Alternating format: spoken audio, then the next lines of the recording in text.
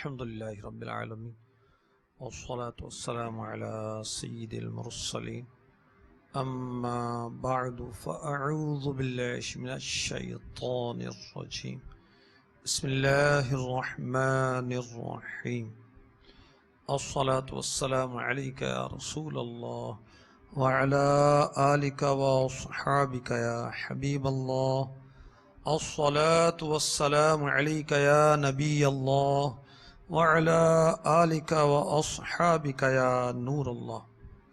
فرمان مصطفیٰ صلی اللہ تعالی علیہ وسلم، جو مجھ پر ایک دن میں 50 بار درود پاک پڑھے، قیامت کے دن میں اس سے ہاتھ ملاؤں گا۔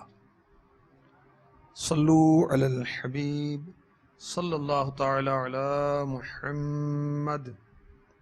ہمارے آقا علیہ الصلوۃ والسلام نے کثرت سے جنت مانگنے کا ارشاد فرمایا اور جہنم سے اللہ کی پناہ مانگنے کی بھی ترغیب دلائی۔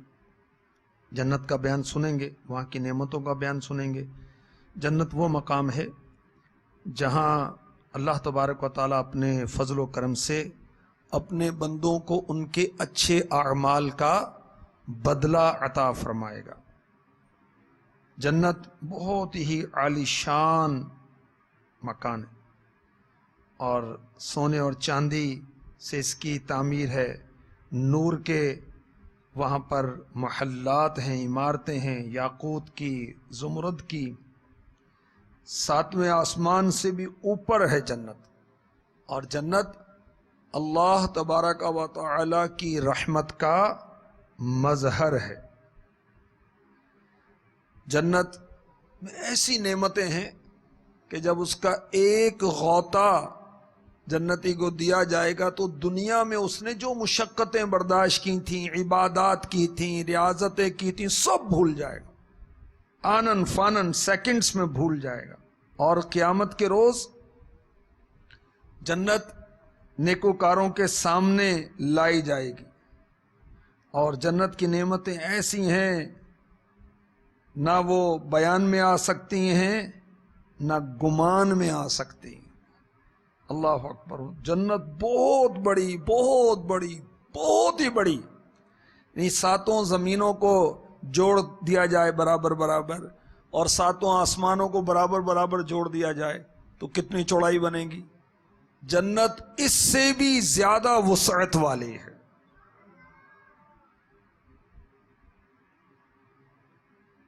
جنت کے 8 دروازے ہیں، اور 2 دروازوں کے درمیان 40 سال کا راستہ ہے۔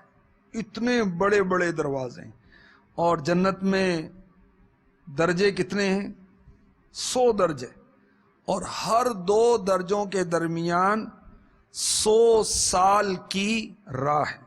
ترمذی شریف حدیث نمبر 2539 میں ارشاد ہوتا ہے، میرے نبی، پیارے نبی صلی اللہ علیہ وآلہ وسلم نے فرمایا، جنت میں 100 منزلیں ہیں، اور ان میں ہر 2 منزلوں کے درمیان اتنا فاصلہ ہے جتنا زمین و آسمان کے درمیان۔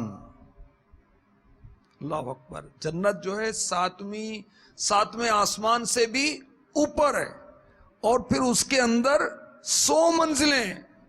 یہاں اپنے مکان دیکھے ہوں گے، عمارتیں دیکھی ہوں گی، 10 منزلہ تو 20 منزلہ تو 25 منزلہ، چلیں جی 50 منزلہ، 100 منزلہ۔ اللہ اکبر۔ مگر وہ کتنی اونچی ہوں گی؟ جنت کی ایک منزل اور دوسری منزل کے درمیان اتنا فاصلہ ہے جتنا زمین اور آسمان کے درمیان فاصلہ ہے۔ سبحان اللہ۔ اور ہر درجے میں وسعت کتنی، کیپیسٹی کتنی ہوگی؟ اگر اس ایک درجے میں سارے جہانوں کے لوگ جمع ہو جائیں تو وہ ایک درجہ سب کو کفایت کرے گا۔ سبحان اللہ۔ مفتی احمد یار خان نعیمی رحمۃ اللہ تعالی علیہ نے اس حدیث پاک کے تحت بہت پیارے مدنی پھول عنایت فرمائے ہیں۔ خلاصتاً ان مدنی پھولوں کو پیش کرنے کی کوشش کرتا ہوں۔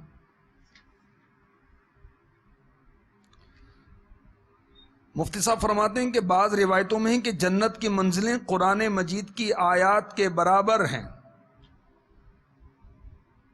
اور ہو سکتا ہے یہ 100 منزلیں ایک جنتی کی ملک ہوں۔ اللہ اکبر۔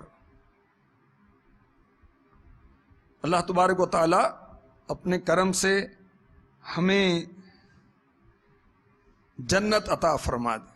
آئیے ہم اللہ کی بارگاہ میں جنت کا سوال کرتے ہیں۔ اللہ کرم اتنا گناہگار پہ فرما، گناہگار پہ فرما، اللہ کرم اتنا گناہگار پہ فرما، گناہگار پہ فرما، جنت میں پڑوسی میرے آقا کا بنا دے، جنت میں پڑوسی میرے آقا کا بنا دے۔ اللہم انی اسألک الجنت الفردوس بغیر حساب۔ اے اللہ ہم تجھ سے جنت کا سوال کرتے ہیں۔ کون سی جنت؟ جنت الفردوس کا، اور وہ بھی بغیر حساب کے۔ اللہم انی اسألک الجنت الفردوس بغیر حساب۔ آمین۔ صلو علی الحبیب صلی اللہ تعالی علی محمد وعلی آلہ وصحبہ وبارک وسلم۔ بخاری شریف حدیث نمبر 3243 3243، مسلم شریف حدیث نمبر 2838 2838۔ مالک جنت نبی رحمت صلی اللہ تعالی علیہ وسلم فرماتے ہیں، مومن کے لیے، مسلمان کے لیے جنت میں کھاکلی موتی کا ایک خیمہ ہوگا، یعنی ایسا موتی جو بیچ میں سے کھوکھلا ہوگا، جس کی چوڑائی اور لمبائی 60 میل ہے۔ اس کے ہر کونے میں اس مسلمان جنتی کے گھر والے ہوں گے کہ دوسروں کو نہ دیکھ سکیں گے، جن پر مومن دورہ کرے گا۔ اس کے 2 باغ ہوں گے، جس کے برتن اور سامان چاندی کے ہوں گے، اور 2 باغ ایسے ہوں گے جن کے برتن اور سامان سونے کے ہوں گے۔ وہاں کی ہر چیز اور قوم اور رب تعالیٰ کو دیکھنے کے درمیان صرف کبریائی کی چادر ہوگی، رب کی ذات پر جنت عدن میں۔ مفتی احمد یار خان نعیمی رحمۃ اللہ تعالی علیہ اس حدیث پاک کے تحت لکھتے ہیں، اندازہ لگاؤ وہ موتی دنیا میں آ جائے تو اس کی قیمت کیا ہوگی؟ آدھے ماشے کا سچا موتی کئی ہزار روپے کا ہوتا ہے، مفتی صاحب کے دور میں ہوگا، اب تو شاید لاکھوں روپے کا ہوگا۔ 2 ماشے کا چند گرام کا موتی جو ہے یہ سونے سے زیادہ، گولڈ سے زیادہ ویلیویبل ہے، اس کا ریٹ بہت زیادہ ہے۔ اور وہاں اللہ تبارک و تعالی اس موتی کے اندر جو کھوکھلا ہوگا، 60 میل لمبا اور 60 میل چوڑا ہوگا، اس کے اندر اس کے گھر ہوں گے۔ سبحان اللہ، سبحان اللہ۔ اس کی چمک کیسی ہوگی، دمک کیسی ہوگی، صفائی کیسی ہوگی، وہ تو خیال میں بھی نہیں آ سکتی۔ انشاءاللہ دیکھ کر ہی پتا چلے گا۔ اللہ تعالی ہمیں نصیب فرمائے۔ اللہ کرم اتنا گناہگار پہ فرما، گناہگار پہ فرما، اللہ کرم اتنا گناہگار پہ فرما، کرم گناہگار پہ فرما، جنت میں پڑوسی میرے آقا کا بنا دے، جنت میں پڑوسی میرے آقا کا بنا دے۔ آمین۔ اللہم انی اسألک الجنت الفردوس بغیر حساب۔ اس 60 میل چوڑے اور 60 میل لمبے کھوکھلے موتی کے اندر ہر کونے میں اس جنتی کے گھر ہوں گے اور ایک دوسرے کو وہ گھر والے دیکھ نہیں سکیں گے. مفتی احمد یار خان نعیمی رحمۃ اللہ تعالی علیہ فرماتے ہیں اس موتی کے مکان کے چاروں کونوں میں مختلف گھر والے آباد ہوں گے. کہیں دنیاوی بیوی بچے آباد ہوں گے, کہیں وہ دنیاوی عورتیں آباد ہوں گی جن کے خاوند کافر مرے اور ان کے نکاح میں دے دی گئیں, کہیں وہ کنواریاں لڑکیاں ہوں گی جو دنیا میں بغیر شادی کے فوت ہو گئیں, کہیں حوریں, کہیں خدام. ان کے علاوہ انہیں ایک دوسرے کو نہ دیکھنا فاصلے کی وجہ سے نہیں ہوگا کہ فاصلہ بہت ہوگا ایک دوسرے کو دیکھیں گے, نہیں, جنتی کی نگاہ بہت تیز ہوگی. وہاں مختلف عمارتیں ہوں گی. اور مدنی چینل کے ناظرین اور معتکفین, جنت میں پردہ ہوگا. مفتی صاحب یہ توجہ دلا رہے ہیں, یہ گھروں میں عورتیں رہیں گی, جنتی بیویاں رہیں گی, حوریں رہیں گی, اس لیے کہ جنت میں پردہ ہوگا. حور مقصورات فی الخیام, حوریں ہیں خیموں میں پردہ نشین. حوریں بے پردہ نہیں گھومیں گی جنت میں, وہ پردہ کریں گی. تو پردہ کرنا کیا ہے؟ جنتی نعمت ہے. اور بے پردگی کیا ہے؟ جہنم کا عذاب ہے. جہنم میں پردہ نہیں ہوگا, مرد عورتیں اکٹھے ہوں گے, استغفر اللہ, برہنہ ہوں گے, بغیر لباس کے ہوں گے. اور جنت میں جنتی حور بھی پردہ کرے گی. اور پردہ کیوں ہوگا جنت میں؟ کیا وہاں کوئی فاسق فاجر لوگ رہیں گے, کوئی بدماش ہوں گے؟ نہیں, استغفر اللہ, وہاں تو اللہ کے نیک بندے ہوں گے نا. اور جو بھی جنت میں جائے گا اس کی ساری بری عادتیں ختم ہو جائیں گی. پھر وہاں پردہ کیوں ہوگا جنت میں؟ جنت میں پردہ اس لیے ہوگا کہ شرم و حیا اچھی چیز ہے. اور بے پردگی کیا ہے؟ بے شرمی ہے. اللہ کی پناہ. تو مومن جو ہے کبھی اپنے اس گھر میں جائے گا دنیاوی بال بچوں کے پاس, کبھی جو اللہ تعالیٰ اپنے کرم سے اس کو جنتی حوریں عطا فرمائے گا کبھی ان کے پاس جائے گا.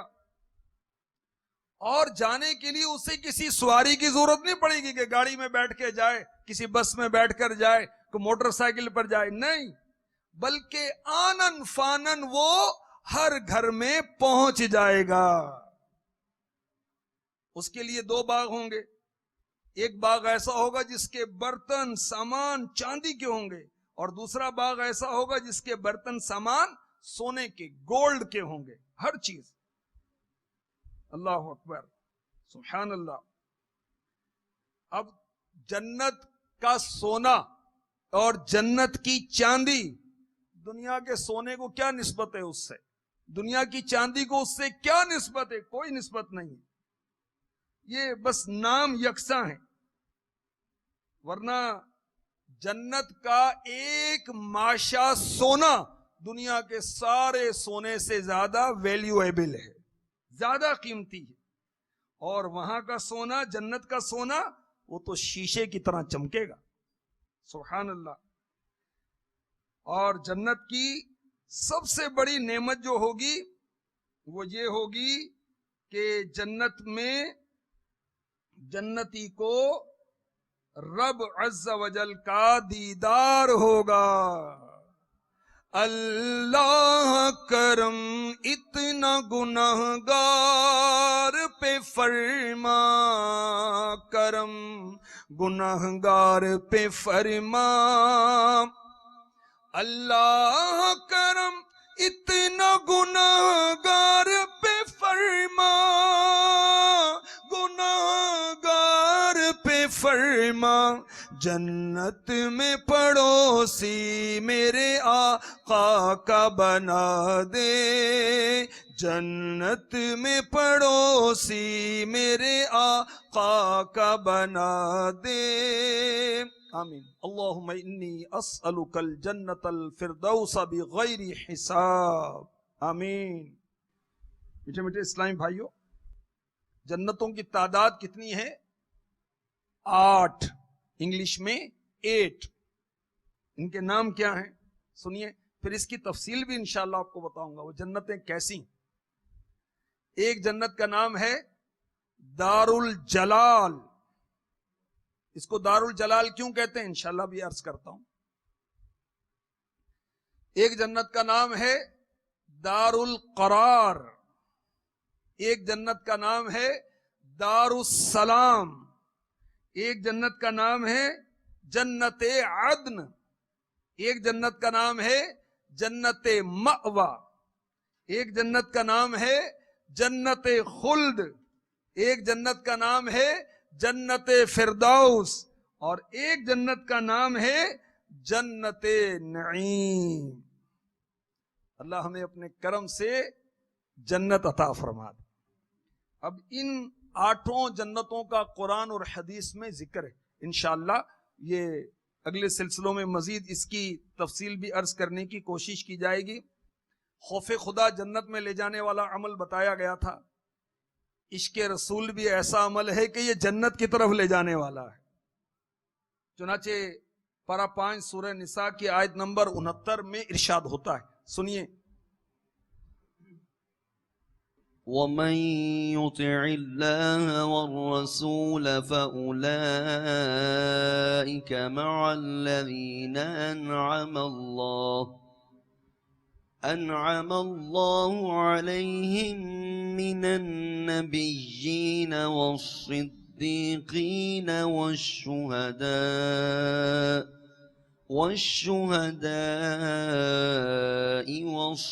وَالصَّالِحِينَ وَحَسُنَ أُولَئِكَ